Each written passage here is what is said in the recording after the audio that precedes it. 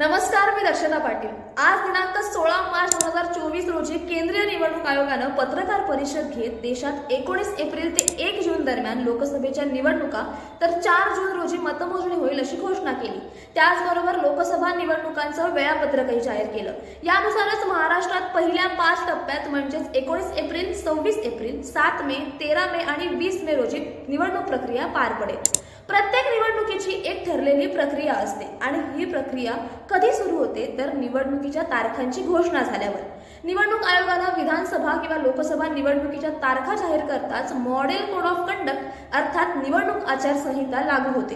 आता हे model code of conduct काय असतं, अशा आचारसंहितेची गरज काय, यातले नियम काय असतात जाणून घेऊयात। देशात स्वतंत्र आणि निपक्षपातीपणे निवडणुका व्हाव्यात यासाठी निवडणूक आयोगानं काही नियम घातले आहेत। याच नियमांना आचारसंहिता म्हणतात। निवडणुकीत सहभागी होणाऱ्या सगळ्याच पक्षांनी आणि उमेदवारांनी ही आचारसंहिता पाळणं अनिवार्य असतं।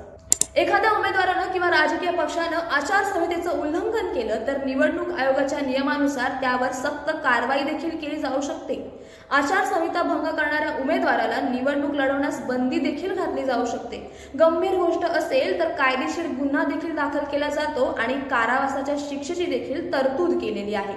निवडणूक आयोगाच्या वेबसाईटवर या आचारसंहितेच्या नियमांविषयी सविस्तर माहिती देखील उपलब्ध आहे। यात राजकीय पक्ष आणि त्यांचे उमेदवार यांचं सर्वसामान्य वर्तन कसं असावं याविषयी माहिती देखील दिलेली आहे। तसंच प्रचार सभा, निवडणुका, रॅली काढण्याविषयीचे नियम आणि अटी हे देखील यात समाविष्ट केलेले आहेत।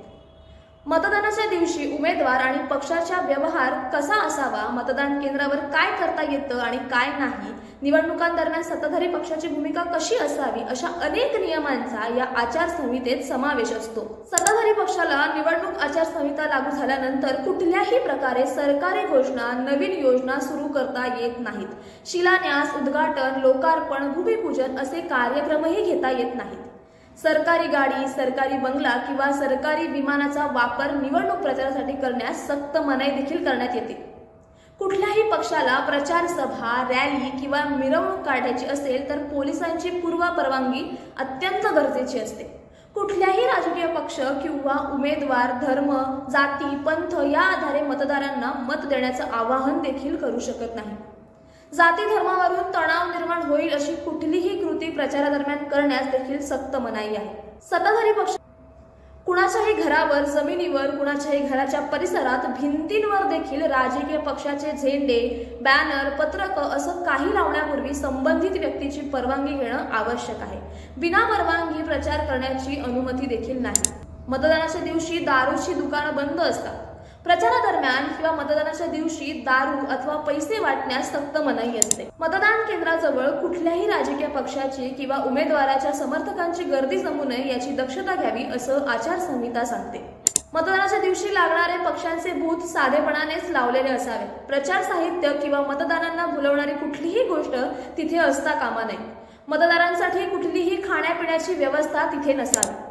निवडणूक आयोगानं दिलेल्या आचारसंहितेनुसार भ्रष्ट आचरण आणि अपराध किंवा गुन्हा या श्रेणीत बसणारी कोणतीही कृती उमेदवार किंवा त्याचे कार्यकर्ते, राजकीय पक्ष यांनी करता कामा नये। मतदारांना पैसे देणं, मतदारांना धमकी देऊन घाबरवणं, बोगस मतदान, मतदान केंद्रापासून 100 मीटरच्या आवारात कक्षेत कोणत्याही पद्धतीने प्रचार करणं, प्रचाराच्या अवधी संपल्यानंतरही प्रचार करत राहणं आणि मतदारांना मतदान केंद्रापर्यंत घेऊन जाणं किंवा परत आणणं, त्यांच्या जाण्याची सोय करणं, वाहन मिळवून देणं यातलं काहीही करण्यास आचारसंहितेनुसार बंदी आहे। तसेच राजकीय कार्यक्रमांवर लक्ष ठेवायला निवडणूक आयोग निरीक्षकांची देखील नियुक्ती करते।